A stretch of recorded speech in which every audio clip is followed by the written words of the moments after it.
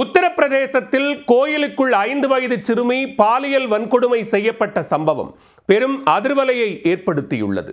மனநலம் பாதிக்கப்பட்டவர் என கூறி தப்பித்த கொடூரன் மீண்டும் சிக்கியது எப்படி? உத்தரப்பிரதேச மாநிலம் ஆக்ராவில் 5 வயது சிறுமி தனது வீட்டின் அருகே உள்ள கோவில் பகுதியில் விளையாடிக் கொண்டிருந்தார்.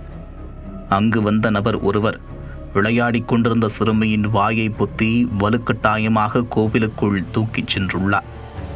அங்கு யாரும் இல்லாத இடத்தில் சிறுமியை பாலியல் வன்கொடுமை செய்துள்ளார். சிறுமியின் சத்தம் கேட்டு அவரின் பாட்டி அங்கு ஓடி வந்துள்ளார். அதை கண்டதும் அந்த நபர் அவரை தள்ளிவிட்டு தப்பி ஓட முயற்சித்துள்ளார். உடனே மூதாட்டி சத்தம் எழுப்பியதும் அருகில் இருந்தவர்கள் ஓடி வந்து அந்த கொடூரனை பிடித்து அடித்து உதைத்துள்ளனர். பின்னர் பொதுமக்கள் அனைவரும் அவரை பிடித்து போலீசாரிடம் ஒப்படைத்தனர். விசாரணையில் அந்த நபர் அதே பகுதியைச் சேர்ந்த பவித்ரா என்பது தெரிய வந்தது. ஆனால் பவித்ரா சற்று மனநலம் பாதிக்கப்பட்டவர் என்று குடும்பத்தினர் கூறியுள்ளனர். இதனால் போலீசார் மேற்கொண்டு விசாரணை நடத்தாமல் பவித்ராவை விடுவித்துள்ளனர். இந்த கொடூர சம்பவம் கடந்த 18ஆம் தேதி நிகழ்ந்துள்ளது. கோவிலுக்குள் சிறுமிக்கு நேர்ந்த கொடூரம் தொடர்பான சிசிடிவி காட்சிகள் தற்போது வெளியாகி உத்தரப்பிரதேசத்தை உலுக்கியுள்ளது. மேலும் போலீசாரின் அலட்சிய போக்கிற்கு எதிரான கண்டன குரல்களும் வலுத்துள்ளது. அதனை கேட்டு ஆடிப்போன போலீசார் மீண்டும் பவித்ராவை பிடித்து விசாரணையை தீவிரப்படுத்தியுள்ளனர்.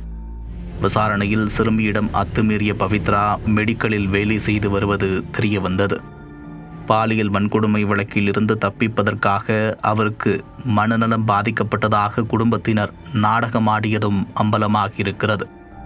இது தொடர்பாக மருத்துவ பரிசோதனை மேற்கொண்டதில் அனைத்தும் பொய் என்பது உறுதியாகியுள்ளது.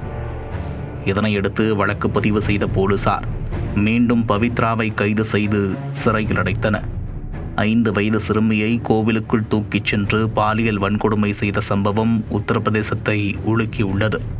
அதிலும் இந்த வழக்கில் முறையாக விசாரணை நடத்தாமல் குற்றவாளியை முதலில் தப்பிக்க வைத்த போலீசாரின் செயலால் பலரும் கொந்தளித்துள்ளனர். இதுபோன்ற வழக்குகளில் போலீசார் தீவிர விசாரணை நடத்தி உரிய நடவடிக்கை எடுக்க வேண்டும் என்று வலியுறுத்தப்பட்டுள்ளது.